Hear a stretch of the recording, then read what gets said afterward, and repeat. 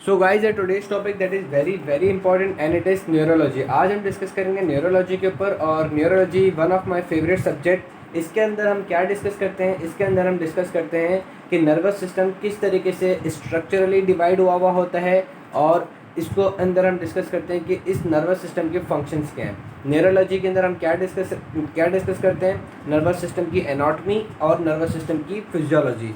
Neurology में हम nervous system की एनाटॉमी और नर्वस सिस्टम की फिजियोलॉजी डिस्कस करते हैं। So let's begin. बड़ा इंटरेस्टिंग है जिस तरीके से मैंने एंडोक्राइन, फिजियोलॉजी और बायोकेमिकली को रिलेट करके बनाया था। इस तरह I will try my best के नर्वस सिस्टम को भी मैं इसी तरीके से फिजियोलॉजिकली और एनाटॉमिकली रिलेट करके बनाऊँ। तो let's start. Nervous system is basically anatomically it is divided into two parts. एक जिसको हम कहते हैं सेंट्रल नर्वस सिस्टम, दूसरा जिसको हम कहते हैं पेरिफेरल नर्वस सिस्टम। ठीक है, central nervous system and peripheral nervous system. Central nervous system से क्या मुराद होती है? सेंट्रल नर्वस सिस्टम से मतलब ये है कि हमारे पास ब्रेन और spinal cord. Central nervous system के अंदर हमारे पास क्या आ जाते हैं? सेंट्रल नर्वस सिस्टम के अंदर हमारे पास दो चीज़ें आ जाती हैं, एक जिसको हम कहते हैं ब्रेन, दूसरा जिसको हम कहते हैं स्पाइनल कॉर्ड। ठीक है, तो हमारे पास सेंट्रल नर्वस सिस्टम में क्या चीज़ आ गई? ब्रेन और स्पाइनल कॉर्ड। और पेरिफेरल नर्वस सिस्टम में हमारे पास क्या आता है? पेरिफेरल नर्वस सिस्टम में हमारे पास आ जाती हैं जितना भी नर्व नेटवर्क होगा। अब ब्रेन और स्पाइनल कॉर्ड से जितना भी नर्व नेटवर्क एमिट आउट होगा टू सप्लाई द बॉडी, वो हमारे पास कहलाता है peripheral nervous system. Peripheral nervous system क्या कहलाता है? Structure of nerves which supply the body. ठीक है, अब पेरिफेरल नर्वस सिस्टम में हमारे पास क्या आ जाता है? पेरिफेरल नर्वस सिस्टम में हमारे पास आ जाती हैं क्रेनियल नर्व्स और स्पाइनल नर्व्स।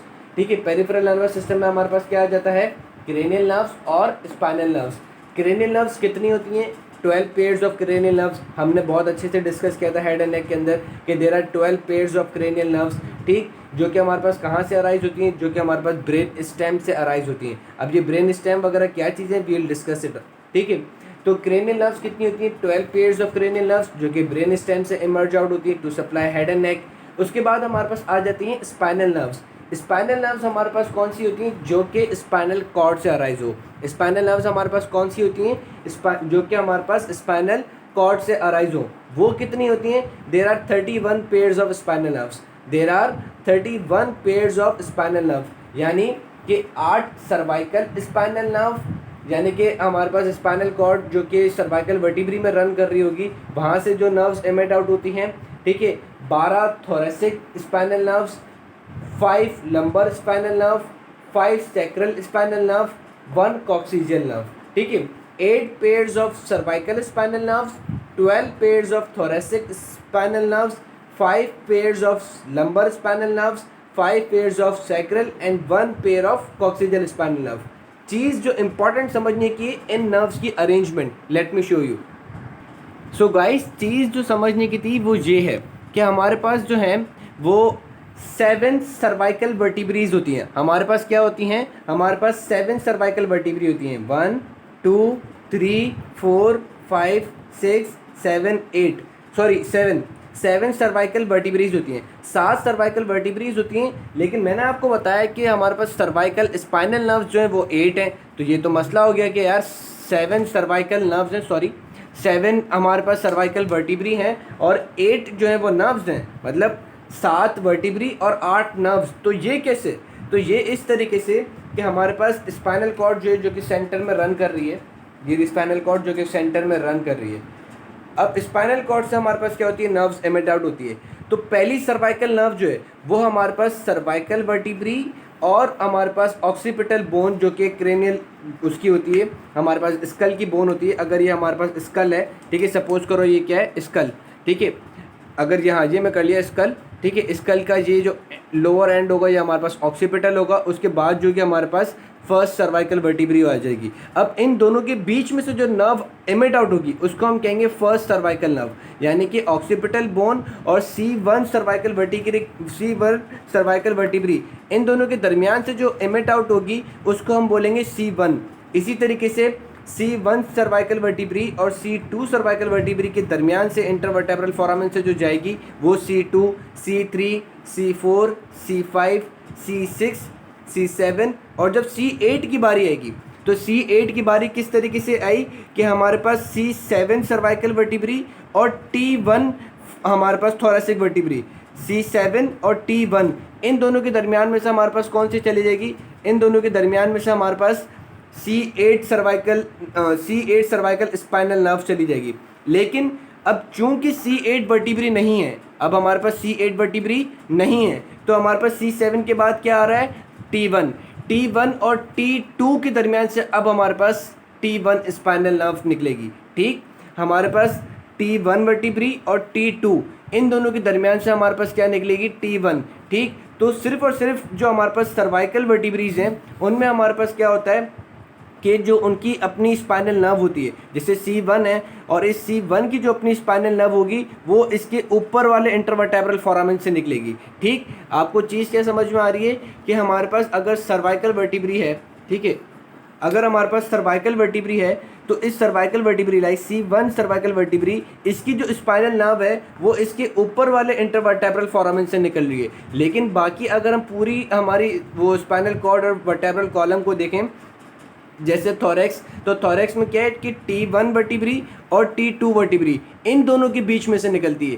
ठीक है, T1 और T2 इन दोनों के दरमियान में जो हमारे पास है ना T1 इंटरवर्टेब्रल फोरामेन होता है, इसके बीच में से हमारे पास T1 की नर्व निकलेगी। लेकिन अगर हम सर्वाइकल के केस में देखें तो C7 और T1 इन दोनों के बीच में से C8 निकलेगी। ठीक है, C7 और C6 इन दोनों के दरमियान में से हमारे पास C7 निकलेगी। C6 सर्वाइकल वर्टिब्री और C7 सर्वाइकल वर्टिब्री इन दोनों के दरमियान में से हमारे पास जो इंटरवर्टेब्रल फोरामेन होगा, इन दोनों के दरमियान में से हमारे पास C7 स्पाइनल नर्व निकलेगी, या वी कैन से C7 सर्वाइकल स्पाइनल नर्व निकलेगी। तो ये मेरा भी कॉन्सेप्ट था कि यार 7 सर्वाइकल वर्टिब्री हैं और 8 नर्व्स कैसे निकलती हैं, तो 8 नर्व इस तरीके से निकलेंगी कि ऑक्सीपिटल बोन और C1 वर्टिब्री इन दोनों के दरमियान में से फर्स्ट, उसके बाद C2 और C3 के दरमियान में से सेकंड, C3 और C4 के दरमियान में से C4, C5 और C6 के दरमियान में से C6, C6 और C7 के दरमियान में से C7, C7 और T1 के दरमियान में से C8। और फिर क्योंकि C8 है नहीं, C8 वर्टिब्री है नहीं, तो हमारे पास डायरेक्ट क्या आ गई T1, और अब T1 और है ना T2 इन दोनों के दरमियान में से हमारे पास क्या निकलेगी, T1। अगर C8 वर्टिब्री होती तो फिर हमारे पास C8 वर्टिब्री और T1 वर्टिब्री के दरमियान में से फर्स्ट थोरेसिक निकलती। लेकिन चूंकि C8 वर्टिब्री नहीं है तो हमारे पास T1 वर्टिब्री और T2 वर्टिब्री इन दोनों के दरमियान में से अब जो नर्व निकलेगी वो होगी T1 थोरेसिक नर्व। ठीक, समझ में आ गया। उसके बाद अब अगर हम आगे डिस्कस करें तो so after discussing peripheral nervous system की जो थोड़ा सा इंट्रोडक्शन था कि क्रेनियल नर्व्स हमारे पास 12 पेयर की होती हैं, 8 pairs of cervical nerves, 12 pairs of thoracic nerve, 5 pairs of lumbar nerves, 5 sacral और 1 कॉक्सीजेल। खाली एक कॉक्सीजेल नर्व हमारे पास निकलती है जो कि पेरिनेम वाले रीजन में जाती है। ठीक, उसके बाद अगर हम डिस्कस करें कि नर्वस सिस्टम जो है, nervous system physiologically nervous system हमारे पास डिवाइडेड होता है either into somatic nervous system और either into autonomic nervous system. ठीक है, और we can say physiologically nervous system is divided into 2 parts, एक जिसको हम कहते हैं सेंसरी नर्वस सिस्टम, दूसरा जिसको हम कहते हैं सेंसरी, दूसरा जिसको हम कहते हैं मोटर। ठीक है, फिजियोलॉजिकली, खाली सिर्फ फिजियोलॉजिकली अगर हम देखें तो nervous system is divided into 2 parts, sensory nervous system और motor nervous system. Motor nervous system is then divided into somatic motor system and autonomic motor system. ठीक, तो हमें क्या समझ में आया कि हमारे पास नर्वस सिस्टम फिजियोलॉजिकली तौर पे 2 पार्ट्स के अंदर डिवाइडेड हुआ है, खाली सेंसरी, दूसरा मोटर। मोटर में भी हमारे पास फिर किस में डिवाइडेड हो जाता है, सोमेटिक नर्वस सिस्टम और autonomic nervous system. Somatic nervous system वो कि जो आप वॉलंटरी करना चाहो, जो आप वॉलंटरी मूवमेंट करना चाहो तो वो आपके पास कहलाता है मोटर सोमेटिक, और जो आप इनवॉलंटरी आपकी मोटर एक्शंस परफॉर्म हो रहे हैं, इनवॉलंटरी जो आपके मोटर एक्शंस परफॉर्म हो रहे हैं उसको हम कहते हैं ऑटोनॉमिक नर्वस सिस्टम।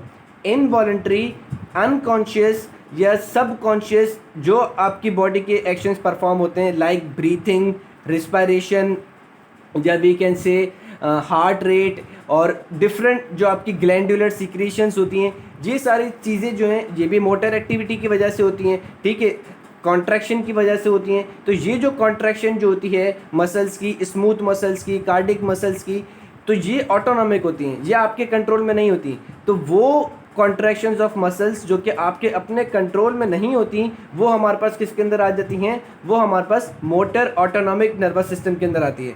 फिजियोलॉजिकली हम नर्वस सिस्टम को किसके अंदर डिवाइडेड करते हैं, दो पार्ट्स के अंदर, एक सेंसरी, दूसरा motor. Motor is further divided into two parts, somatic और ऑटोनॉमिक नर्वस सिस्टम। और सोमैटिक नर्वस सिस्टम क्या है कि आप जो वॉलंटरी करना चाहो, और ऑटोनॉमिक जो आपकी मर्ज़ी के खिलाफ हो, लाइक जो खिलाफ नहीं हो मतलब आपकी मर्ज़ी में ना हो, आपकी अपने बस में ना हो, वो सारे एक्शंस, वो सारे मोटर एक्शंस जो आपके बस में ना हो लेकिन बॉडी परफॉर्म करती हो, उसको हम कहते हैं मोटर ऑटोनॉमिक नर्वस सिस्टम। ठीक, समझ आ गया। अब अभी हमें जो डिस्कस करना है, अभी हमें डिस्कस करना है nervous system anatomically. Nervous system anatomically, तो अगर हम नर्वस सिस्टम की क्लासिफिकेशन एनाटॉमिकली देखते हैं तो हमने देखा कि nervous system is divided into central nervous system and peripheral nervous system. Anatomically nervous system divided है सेंट्रल नर्वस सिस्टम और पेरिफेरल के अंदर। ठीक, central nervous system is further divided into brain and spinal cord. Central nervous system is further divided into brain and spinal cord. अगर हम brain के सब divisions देखें, अभी हमें सिर्फ और सिर्फ क्या देखना है, जनरल कॉन्सेप्ट बनाना है, बेसिक कॉन्सेप्ट कि हमारे पास ब्रेन के फर्दर कितने डिविजन्स हैं। तो गाइज याद रखना, ब्रेन के हमारे पास डिविजन्स हैं तीन, एक फोर ब्रेन, दूसरा मिड ब्रेन, तीसरा हाइंड ब्रेन। ब्रेन के हमारे पास कितने डिविजन्स हैं, लेट से, ठीक है, fore brain, mid brain, hind brain. ठीक है, फोर ब्रेन, अगर मैं इसको कह दूं फोर ब्रेन, ठीक हो गया। उसके बाद ये हमारे पास हो गया मिड ब्रेन, फिर ये जितना भी हिस्सा है, ये जितना भी पार्ट है, ये हमारे पास आ गया hindbrain. And then hindbrain जो होता है वो हमारे पास फिर फर्दर कंटिन्यू होता है विद द स्पाइनल कॉर्ड। ठीक, ये चीज़ समझ में आ गई कि स्पाइनल कॉर्ड ऊपर कंटिन्यू होती है विद द हाइंड ब्रेन, फिर मिड ब्रेन, फिर फोर ब्रेन। फोर ब्रेन जो है, अब ये जो फोर ब्रेन जो है, fore brain is further divided into two parts, एक जिसको हम कहते हैं डाइनसेफेलॉन, दूसरा जिसको हम कहते हैं telencephalon. Forebrain is divided into two parts, एक जिसको हम कहते हैं डाइनसेफेलॉन, दूसरा जिसको हम कहते हैं टेलेंसेफेलॉन। अब आप ये देख रहे हो कि ये रहा फोर ब्रेन, ठीक है, ऐसा तो होता नहीं है। अब जितना भी आपके फोर ब्रेन का हेमिस्फेयर वाला पार्ट होता है, जितना भी आपका हेमिस्फेयर्स होते हैं, like frontal lobe, parietal lobe, temporal lobe, occipital lobe, जितना भी आपका हेमिस्फेयर वाला पार्ट होता है वो हमारे पास कहलाता है टेलेंसेफेलॉन। जितना भी हमारे पास हेमिस्फेयर्स वाला पार्ट जो होता है वो हमारे पास क्या कहलाता है, टेलेंसेफेलॉन। और जो हमारे पास इसके अंदर सेंटर पार्ट होता है, जो हमारे पास इसके अंदर सेंटर पार्ट होता है उसको हम कहते हैं डाइनसेफेलॉन। ठीक, फोर ब्रेन के अंदर हमारे पास क्या हो जाता है, फोर ब्रेन के अंदर दो डिविजन्स होती हैं, एक जिसको हम कहते हैं डाइनसेफेलॉन, दूसरा जिसको हम कहते हैं टेलेंसेफेलॉन।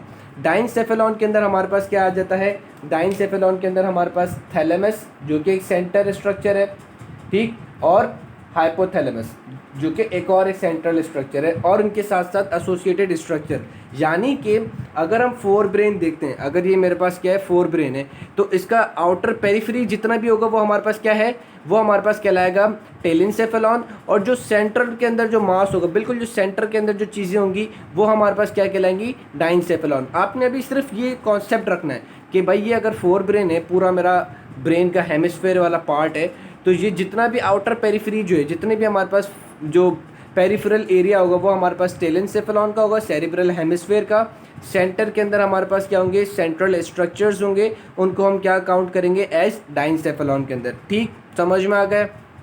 उसके बाद फोर ब्रेन और मिड ब्रेन को जो कनेक्टिंग करवाने वाला स्ट्रक्चर है, फोर ब्रेन और मिड ब्रेन को जो चीज़ कनेक्ट करा रही है वो, फोर ब्रेन और हाइंड ब्रेन को जो चीज़ कनेक्ट करा रही है वो कहलाती है मिड ब्रेन और मीजेंसेफेलॉन।